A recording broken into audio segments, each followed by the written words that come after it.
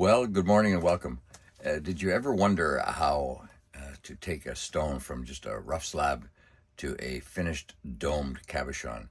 Stick around today for just a few minutes. It's probably going to take 10 or 15 minutes.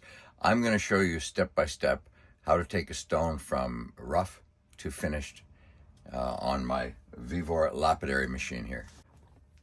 What I have here is a piece of BC Ocean picture stone. Now, you'll notice that there's nothing on here.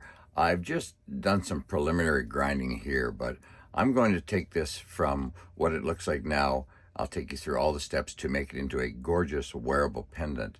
Now, you'll notice while the stone is still flat, I don't know if you can see through here, but I've drilled a hole through here. I always like to drill the holes before I work on the stone. Once you have domed them and you're trying to work it afterwards, a lot of times the drill press will slip off of there because of the angle of the dome. Well, let's get started doing some magic with this piece of BC Ocean picture stone.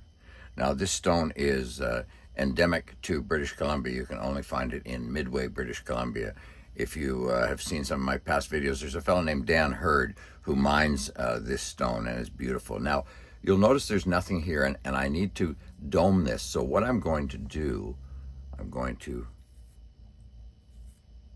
place some marks on there.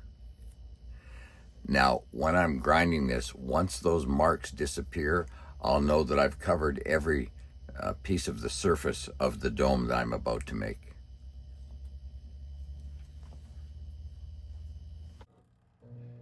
So first and foremost, we'll turn on the machine. I'm just reaching a little out of the picture here to turn the water on. There's individual water for each wheel. And then I'm going to, well, as you can see, I'm wearing protective eyewear for my breathing, for my hearing. It's a good idea to protect yourself when you're working with these stones. You just never know what's in them.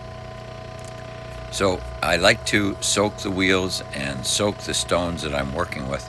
So you see me do that all the time throughout the video. What I'm doing here is I'm just grinding probably about a 40 to 45 degree angle all along the edge. When you do this grinding, it's the start of your dome. This wheel that I'm freeforming and shaping it on is 80 grit, so it takes a lot of the stone off in a hurry. So follow along here today. I'm going to just sort of not talk in between the wheels, and then as I'm changing wheels or doing something different, I'll let you know what I'm up to here. So the total video is, I think it's about 10 minutes long. I hope you enjoy this. If you are enjoying it, please like, share, and subscribe. I thank you for that. It helps make my job easier to do.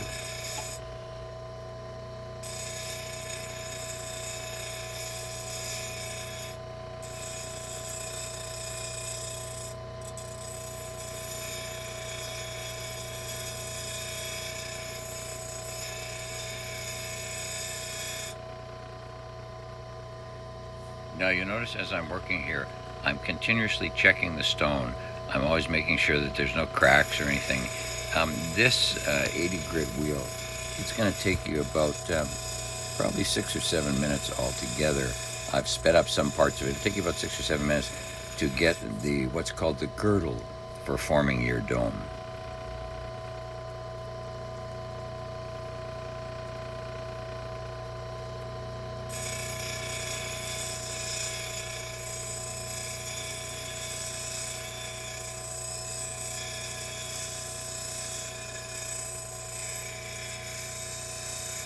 As you can see now, I have the edge of it done, and what I'm doing now is I'm working on the face of the stone. Now as I work on the face, those marks that I put there with the Sharpie, with the felt pen, they will gradually start to disappear. As you can see here, that means that that part of the stone where they've disappeared has been touched by the grinding wheel. So I'll continue to do this until all those marks are done, and then I'll fill you in as I move on to the next wheel.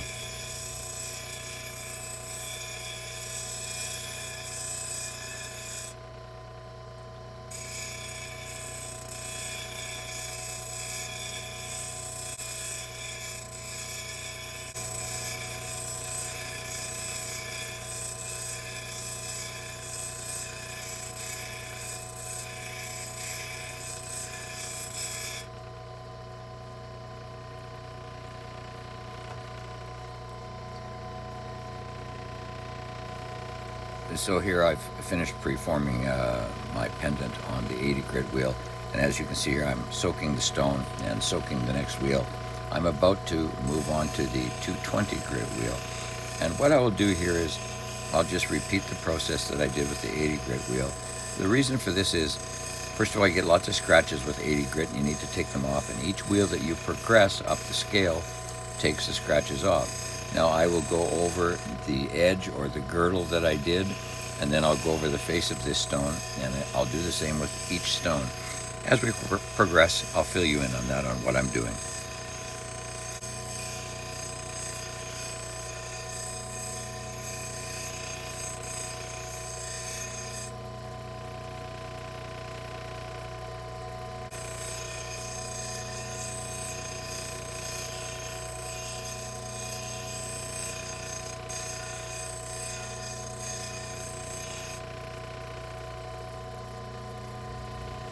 And now, after shaping my stone on the 220 hard wheel, it's time to move to the 280 soft resin wheel.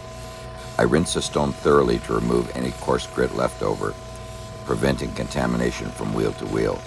The 220 gave me a strong outline, but now the 280 soft wheel will refine those edges and begin smoothing the surface even more. With the machine running and water flowing, I'll gently use the stone on the wheel using light, even pressure. This stage is all about control. Shaping transitions to refining, and the stone starts to take on a more finished form.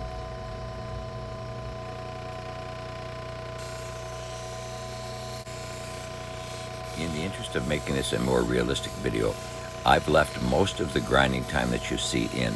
There is a few spots that, because they're highly repetitive, I've removed.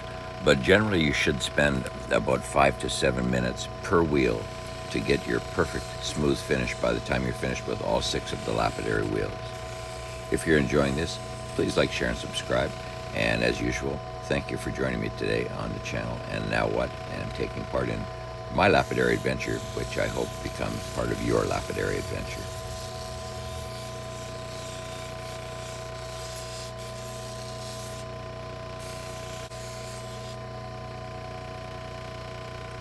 And at the risk of repeating myself, I can't stress how important it is. You'll see that many times during this video, I'm adding water both to the wheels and to the stone.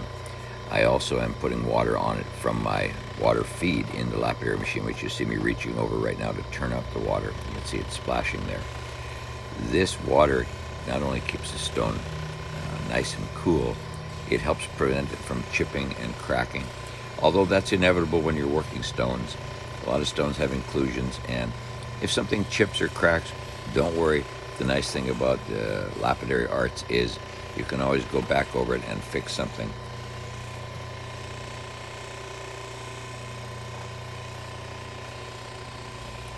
As you've seen, we've progressed to the 600 grit wheel. You're now entering the fine pre-polish stage. By now your stone should be well shaped and smooth from the previous grits.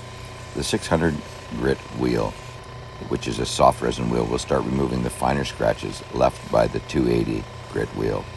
You won't see dramatic changes in shape, but you will notice the surface become more refined with a soft, silky, matte finish. It's important to keep consistent water flow to avoid heat buildup, and use gentle, even pressure to avoid creating flat spots or overworking the edges. At this point, you're preparing the surface for polishing.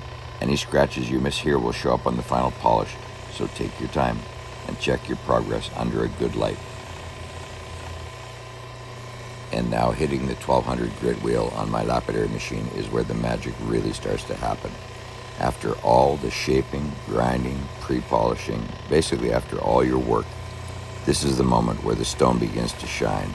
This is where it gets exciting. The scratches from earlier stages vanish, and a subtle gleam starts to emerge, hinting at the final polish to come. It's incredibly satisfying to see the stone transform under your hands, smooth as glass and nearly finished.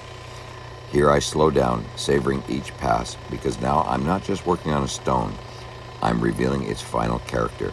It's a mix of excitement and pride, knowing the finish line is near, and every little detail counts from here on out.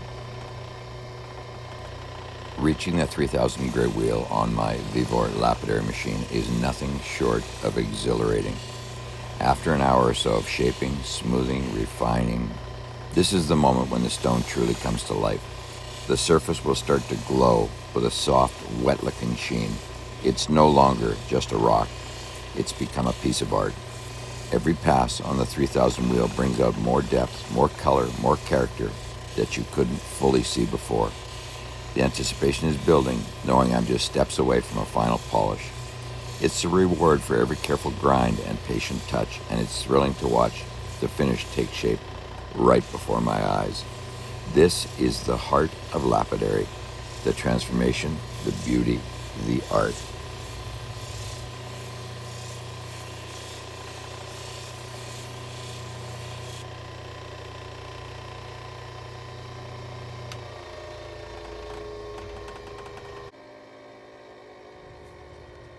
And here it is, the result of all your hard work.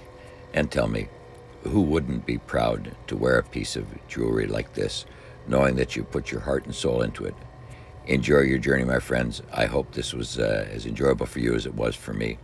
And again, as I asked you before, please like, share, and subscribe. It helps me to make more like this in the future. There it is. What a beautiful piece. Well worth the effort.